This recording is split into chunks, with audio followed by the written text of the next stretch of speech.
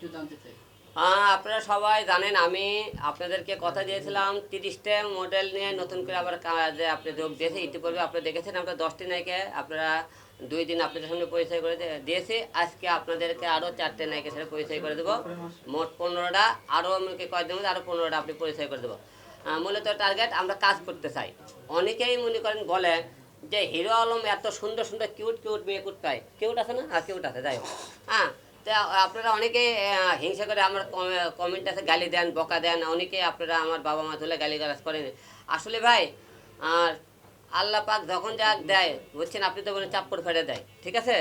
তো আমরা তো কাজে ব্যবসাছে, মানুষের এখন ঘুম ভাঙ করে নেই। আপনি আজকে পর্যন্ত দেখান তো হিরো আলমের মনে করে আজ পর্যন্ত কোনো রিপোর্ট বার করতে পারছেন কাজ বিষয় নিয়ে?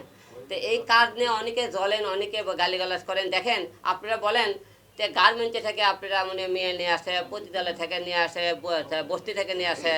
প্রতিটা মেয়ের কিন্তু লেখাপড়া মনে করেন এই তো লেখাপড়া কত রে? ইন্টার। দেখেন ইন্টারে আপনার সেম টু, ঠিক আছে? তো আপনি যে বলেন যে আমরা বস্তি থেকে মেয়ে আছি, দেখেন ইন্টারে পড়ে আপনি শুনলেন নি। তা বস্তি থেকে কিন্তু সব লোক মনে ইন্টারে পড়ে না কিন্তু। তো যাই হোক, বস্তি থেকে যদি কোনো মেয়ে মনে করে স্বপ্ন দেখে, সেই স্বপ্ন মনে করে আমাদের মতো বড় বড়দেরকে 2-1জনের নাম ডাক থাকে, তাদের কাছে গেলে কিন্তু আপনি তাদেরকে পারতে দেন না। হয়তো আমি এই সুযোগটা আপনাদের মানুষের মেয়েদেরকে করে দেওয়ার চেষ্টা করি, এটা নিয়ে আপনারা বকাঝকা করেন, গালিগালাজ করেন। অনেকে বলেন হিরো আলম মনে করেন ব্যবসা শুরু করছে, ভিউ ব্যবসা শুরু করছে।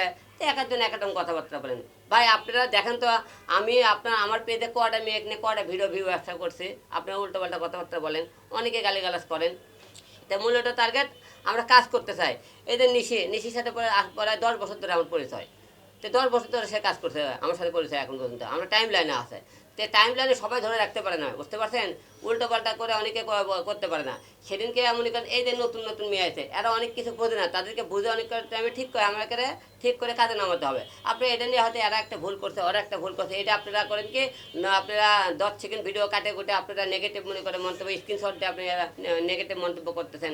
ভাই নেগেটিভ মন্তব্য সরাইন না, মানুষের কাজ করার সুযোগ করে দেন। আমাদের বর্তমানে মানুষের সুযোগ করে দিতে চায় না। তো আমি এই সুযোগ করে দিতেছি বলেই আপনারা অনেক কথা বলতেছেন হিরো আলম হলে যে এত মেয়ে নিয়ে খারাপ কাজ শুরু করছে, অশ্লীলতা শুরু করছে, যে বাজে মন্তব্য করতেছে। মূলত টার্গেট ভাই কাজ করতেছে, কাজ নিয়ে ব্যস্ত। মাঝখানে আমি 2টা বছর কাজ করিনি, আমার হয়তো একজনের মাঝে বন্দি ছিলাম বলে আমি হয়তো বিভিন্ন মেয়ে নিয়ে কাজ করতে পারি। এখন তো আমি স্বাধীন।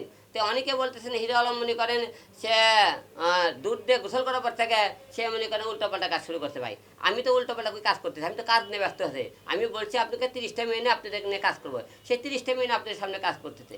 এই নিয়ে আপনারা বাজে মন্তব্য কেন করেন? তাই আপনাকে বলতেছে আমি এই নতুন নতুন মেয়ে করক আপনাদেরকে কাজের মাধ্যমে প্রমাণ কাজের মধ্যে হিরো আলম একটা মেয়ে গেলে 10টা মেয়ে তৈরি করতে পারে।